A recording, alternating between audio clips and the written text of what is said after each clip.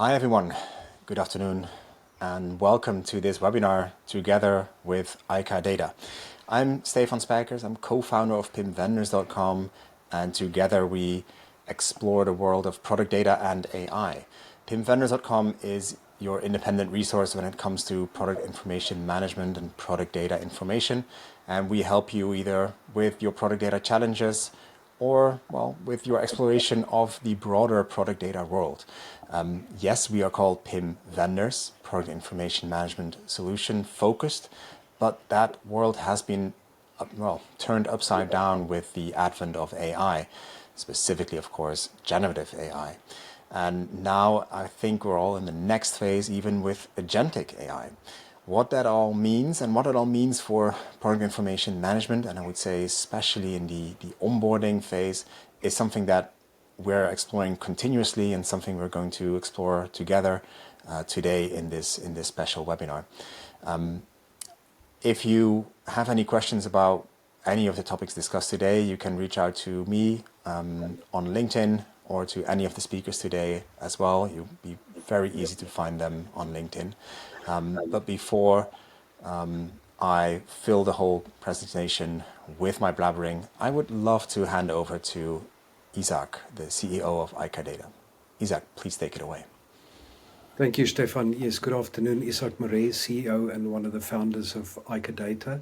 What I'm going to talk about really is the importance of UNSPSC and GPC classification and the integration into PIM software. That's really to unlock really data consistency, efficiency, and market reach. So this is focused at PIM suppliers.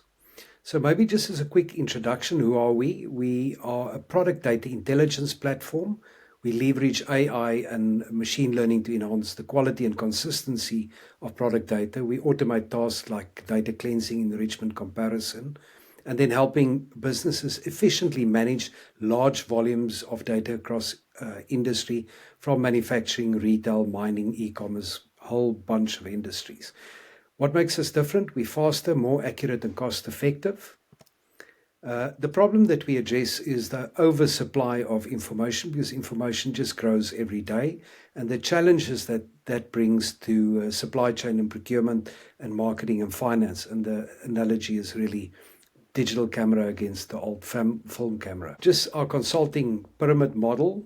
So we've got an AI navigator that we use initially. We then do internal data discovery on internal data of the customer, proof of value, data enrichment and cleansing, and then API integration for maintenance and further work on it. But today, and this is our whole sort of service offering, the foundations is that our algorithms were trained on specific data sets to give accuracy. That's why we narrowly focused. If you try to do the type of work that we do with a Gen AI model, you get a 30% accuracy. And with ours, you get above 80%. And above that is the different services that we offer: product data cleansing, enrichment, creation, and then comparison. But today we're going to focus on classification and agentic AI and the API side to integrate that into your existing PIM offering that you offer to your clients. So the agenda really is where are UNSPSC and GPC, why classification matters in PIM, that you can understand where the benefit comes in for you as a PIM supplier, benefits to end users of PIM, and then benefits of PIM software suppliers, and how to integrate classification into PIM. And in between, we can have a demo done by Chief Technology Officer Stian, and then just a quick summary. So what is UNSPSC? It's United Nations Standards Products and Services Code. And it's a hierarchical taxonomy of categorization of products and services. Now, it's widely used in procurement and spend analysis and the supply chain. And then GPC is part of GS1, Global Product Classification, and industry-driven taxonomy for standardizing product categorization. And it enables global interoperability in product data exchange. Why classification matters in PIM? It ensures consistent standardized product data, enables accurate search, filtering, and reporting, supports compliance with industry and buyer requirements facilitates integration with ERP and e-commerce procurement systems, and reduces data duplication and errors. Benefits to the end user: improved product data quality, faster time to market, enhanced spend visibility, simplified supply and buyer communication, and optimized procurement and inventory. Going very fast because I think it's the logical format. Then the benefits for the PIM software suppliers, and that's really who we're doing this for. Differentiation and competitive advantage, offering a built-in classification that adds value to your current offering, your PIM offering.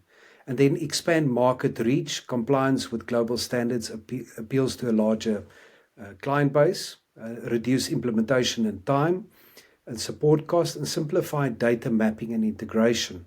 And then facilitates partnership ecosystem and integration, easier connection with your ERP and procurement platforms, and then improved customer satisfaction. That's what it's all about, really. And what I'm going to do now, I'm going to hand over to Stian to just give you a demo to show you our system itself. So I'm going to exit out, and Stian. Thanks very much. Just going to do the screen share. Go. Yeah, so you can see that, right? Okay, can make that a little bit bigger. All right. So we are looking at a local deployment of our classification engine. We'll run through both classes, the GS1 spec and then the UNSPSC as well.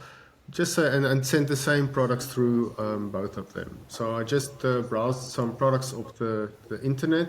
UNSPSC is more geared towards your type of MRO products. So I just got some sort of ball bearing here and got the model number. We'll come back to that in a second. And then something from the fashion world, slim fit linen suit trousers. Let's see how that goes. And then we have Schwarzkopf shampoo. I got that off the Albert Heijn site. Let's see if we punch in the Dutch how that goes. Stefan, I don't know if this is your brand. It's this one's not my brand. Anyway. Yeah, no, but let's see. Let's see how it goes. Anyway, all right. So we have a couple of endpoints. Can discuss in a little second now. Maybe Stian, can you zoom in 2 ticks on this specific tab? Would that work? Okay, you think? so let's see. Okay, come on. Yeah, just View. Sorry. yeah. One more. Is that okay? I think this works best for the recording as well. Okay, great. Okay, great. I can even do more, Stefan, if you want, but I think this will be all right, eh? We can even go back to the Schwarzkopf and make the same joke again. Okay, all right, cool.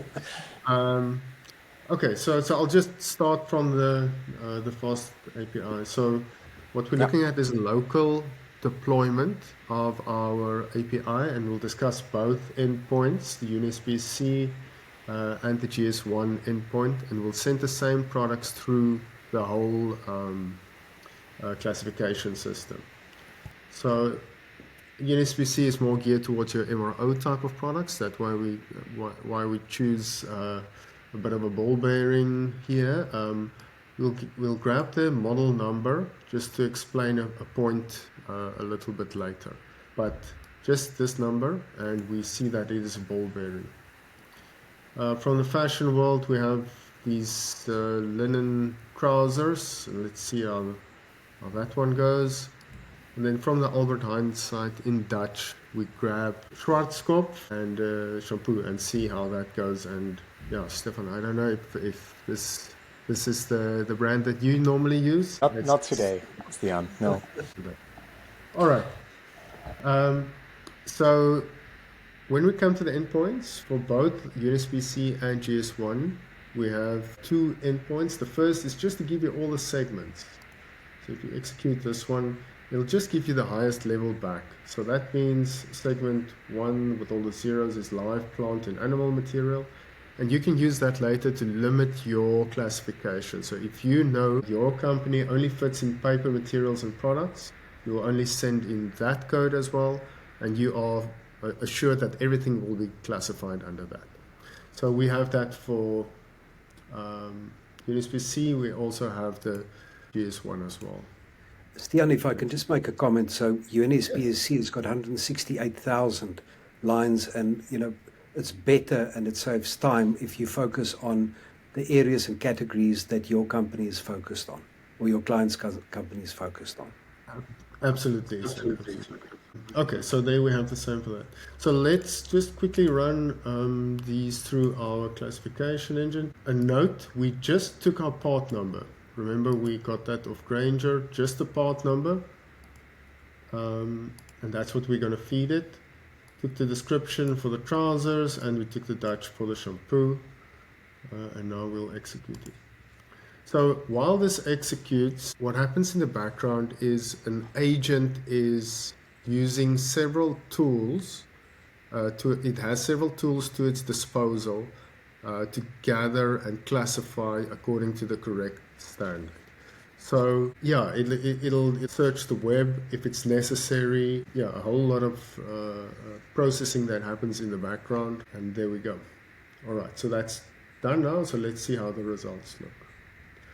Okay, so for this one, even though we didn't give it its name or description, just that part number, because we have the web search tool activated in our agent, it actually got it. It got that this is a ball bearing we're talking about, and it's quite confident in that. So that's the other thing about the model. It gives you a score back in how confident it is in that this classification is doing very well. And we'll get to a bad classification now in a second, just for illustration purposes. The trousers, it got men's slacks or trousers, got that there. And then the shampoo, it actually got the shampoos as well. So there's a UNSPSC for shampoos, and there we go, 100%. Okay, so let's run the exact same through GCP. Just a quick note, a reminder, we did not activate the web search tool for GCP. So we expect this classification to come back with a very low score. Let's see what happens. Okay. Again, this tool does also have, or this agent also has several tools to its disposal to make its decisions. Doesn't hallucinate. It always brings back something from the actual standard. Search activation on this one. Okay, so how do the results look? Oh yes, we can see the score is 10. That's a horrible score. So whatever it classified it as that unidentified, you will know that a score of 10 is not something that you can continue with. And like I said, the reason for that is that web search tool is not available, and it just put it under the best unidentified product it could put. Okay, so let's see how it did for the rest. The linen suit trousers, it actually has quite a specific category for trousers made of linen, and it got that. Schwarzkopf shampoo for men, and also a more granular categorization for shampoo. It's not just a general shampoo, it's also the gender is targeted for male. With a high score there and a high score there. Yeah, so that's the demo for the day. Thank you, Stian. Maybe then, just as a conclusion, I'm not going to go back to the slide presentation, but as a conclusion, advantage of this offering or solution is, a manual cataloger can do 15,500 items per year. Here we are limited based on the number of servers that we fire up, which is not a limitation for us. The process is much faster, it's much more accurate, and it is important, if you want to do any spend analytics or predictive analytics, that proper classification can be done, and that happens within the PIM system. It provides the results back into the PIM, and you can select or your customer can select what they want to do with it. That in short. And just a last note, if there is another classification class that you have, then we can incorporate that into the system as well. Just note that I think E-class, you need a separate license So we can't classify according to the E-class if you are not registered, because otherwise it would break the rules of E-class by using their system for classification. But actually, any taxonomy we can put into our system and provide the feedback back into your PIM system. I love that. Yeah. Thanks so much, Isaac. Thanks, Dion, for sharing that. And I think this showcases the power of AI, especially agentic AI, and the benefit of having the web search. And I'm surprised by the high confidence score, but also the fact that it does everything right that we have seen going wrong with just a normal ChatGPT request, right? If you just would put this into a normal API request, it would fail on most of these cases or get to very low accuracy scores. So I think this is way ahead of the curve when it comes to the technology and the results as well, which is why I think I've invited you to showcase this.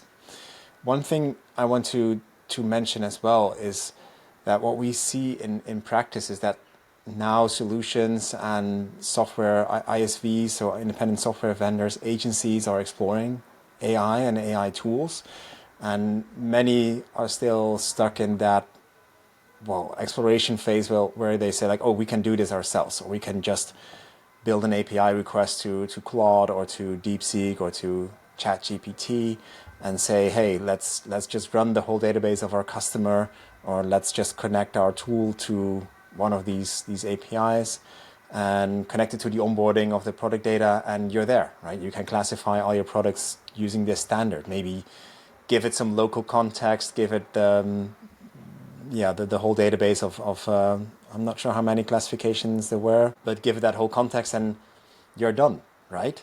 And I think many are still in that phase and are not yet appreciating the fact that this is a dedicated feature and a dedicated skill set, and something you don't want to build as a solution provider or as an agency. It is something you can spend many hours on getting this right, but it's here. Yeah. Thank you, Stefan. Having said that, though, if they want to reach out to you, try one of these classifications, or have a customer do a proof of concept with AICA data, how would that work for them? They can just go on the website and request a demo. We've got a form where you basically just put your information in, your LinkedIn profile, and we come back to you and facilitate the process. Very easy and seamless. Perfect. I'm confident that people can find you either on LinkedIn or on the website. Yeah. Thanks so much, Stian. Thanks so much, Isaac. And thanks very much. Speak soon. Thank you. Cool. Thanks a lot. Appreciate it. Now stick around, please. As we're still recording, I'm not going to stop recording either. Just as a heads up, Stian, please stay in the session for quite a long while because you're still at 33% uploaded.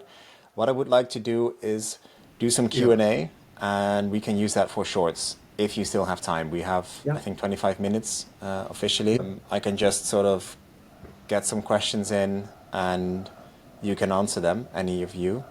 Are there any specific things you would like to highlight? For me, that would be focused on specifically this, right? So the fact that, two things actually. So the quick revolution, right? And the fact that the things we have seen today were not possible 3 months ago or 6 months ago. For me, that would be one. I think, Stefan, maybe what you can focus on is the costing being much more efficient, manual against automated. But then also the advancements in agentic AI, that part I think Stian should handle. And the other thing is, a lot of companies do not want to necessarily buy separate software. They want to use the existing software, but they want more functionality. And this is just additional functionality that comes in, if that makes sense. Yeah. So without buying separate software, it's now fully integrated. It's integrated, yeah. Okay, let's just go through those questions. We'll get there. So what I find surprising is the speed of development of AI and specifically agentic AI and all the different features. And I think it's impossible to keep up unless you're 100% committed to developing a tool or solution in this space. The thing that we have seen today, or the things that you can show in the demo or in a quick proof of concept to customers, that was not possible, well, maybe even 6 months ago. How do you see that, Stian? How do you see that development and that speed? Yeah, so one thing that's always interesting in the AI space is how everything gets cheaper, faster, and better. So normally you could only have two of the three, but in this space, everything's cheaper, faster, better. So the underlying, not just the decision making for each tool, but the underlying mechanism to control the tools gets better and better and better and better. So to have that functionality inside your agents just makes them much more clever. And obviously the availability of tools, like we had a look at the web search tool today, what can be done with the scraping and all the rest. That just gets better, quicker, and faster. I just want to maybe come in there as well. So obviously the technology goes extremely fast, but you can get caught up in the technology if you're not focused. And what we try to do at AICA is not use third-party technology to build our solution, because a third party or second party would be not focused enough. It's the same as, using you don't need all the functionality of Microsoft Word. If you're a specialist, you need certain elements, and we focus on those certain elements. Otherwise, the cost will be prohibitive for the market itself, if that makes sense. Yeah. Regarding costs, what I see still in the market is that they're moving from sort of doing this in-house to nearshoring it or offshoring it, right? Having human catalogers or human classify people teams, classification teams. Okay. Regarding those costs, what I see in practice is that still many customers and are still in the nearshoring or offshoring phase, where they're trying to get to a cheaper version of the person doing this in-house, doing the classification in-house. They're now doing that in, well, somewhere where wages are a bit lower than in their own business. But this is off the chart. I mean, can you give an indication of how that compares? Yeah. So maybe just to pull a bit of a comparison, the traditional way all the years were to have catalogers. So if you take in Europe and in the US, a cataloger will cost you around about $2 to $3 per item classified. And as I said earlier, they can do about 15,500 items, 21 working days, and they take leave and all those type of things. So you're quite limited. But the challenge came also that the volumes of data being created, or product data and attributes and all those type of things, are just getting more every day. So you would need thousands more people. So what happened after that, already quite a few years ago, was offshoring into India or into other countries where you would get more cost-effective labor, but a highly skilled labor force. And, that cost went down, I would say, to about $60, $70 and then on very large volumes to around about $15. The challenge was you need a massive workforce to be able, if you've got 1 million items to do, it's going to take a long time, and you need an army of people to do it. With this technology, the high price is sort of the $10 or 10 euro cent per item on low volumes. And on high volumes, it can go down to as low as $4 or 4 euro cents. There's just no comparison in the costing. So it's not only the cost, but it's the time and it's the accuracy. But I must tell you, we do on large projects, we've got a human in the loop, because there is always a small portion of items that needs that subject matter expertise to have a higher level of confidence. So with AI, we can do the heavy lifting, but you are going to need some humans in the loop. Also, Stefan, from a technical point of view, when we vetted what the model does against what human classification do, we would see that the AI gets those nuances, right? So if we say take 100 items, human would put it into, say, 50 categories. The AI would put it into 75 because the human saw, okay, there's a category for trousers. So yes, this is trousers. Yes, this is trousers. But the AI knows, okay, wait, there is a category, subcategory for linen trousers. So instead of just snapping to what you've already seen up above, every single item gets merited on its or classified in its own merit according to that specific nuance and put into that class. Yeah. Does that make So the sense? classification is much more fine-grained with the AI Yes. tooling. Fine grained, that's the term. You're right. Yes. Regarding the speed as well, right? I think Isaac mentioned this real quickly in his previous answer. It takes an army of people, but it takes an army of people lots of time. And that time is money, but time is also like throughput time. How this, how many products does the tool classify within a day or a week? Or if you have that million SKUs, how much time would it take to classify those? So I think maybe the easiest way to answer it, remember this is agentic AI, so it's not just one process, it's multiple processes that it goes through, not only classifying, but checking the quality and doing some other verifications. So let's say a rule of thumb, it's about 1 minute per item. Now, if you take 1 million items, you can say, oh, this is an incredibly long time. It's going to take me too long to classify 1 million items. But all we do is we fire up more servers. And it doesn't Yeah. increase the cost. The cost is the cost. But it's much easier in a server farm to then fire up 200 or 300 servers for 48 hours to do the job. So So this can that's where, perfectly scale horizontally. yeah, scale all it. Thanks, Dion. What would you say to the people that see this, see a demo, and think, oh, I can build this at home using my own homegrown Llama model or with a quick API call to ChatGPT?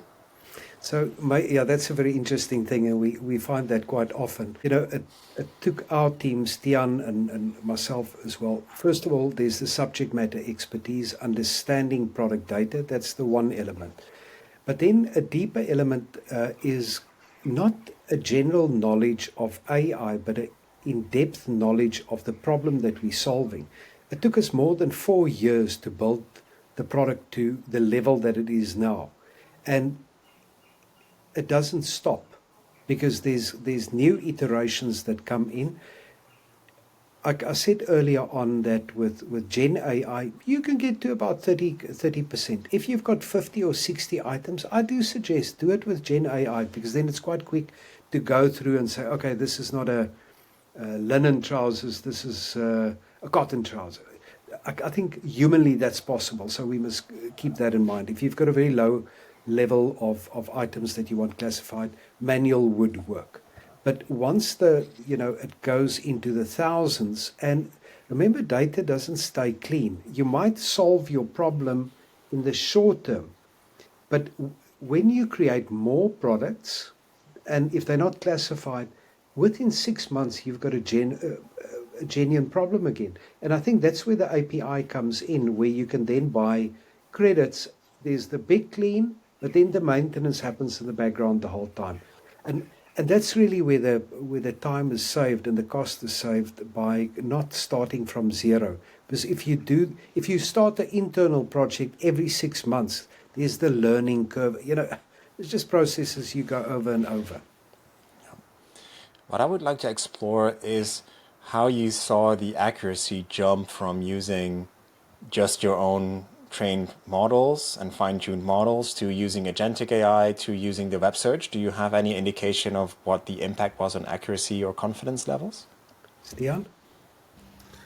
Yeah, so we did measure that that that Just first give me a step rough between indication. just I'm going to ask the using. question again. You can just give me rough estimates. It's Yeah, so we don't have we have actual figures for from the normal. We can do it in the answer just now, but we yeah. have figures from just using like a stock standard model to a fine-tuned one.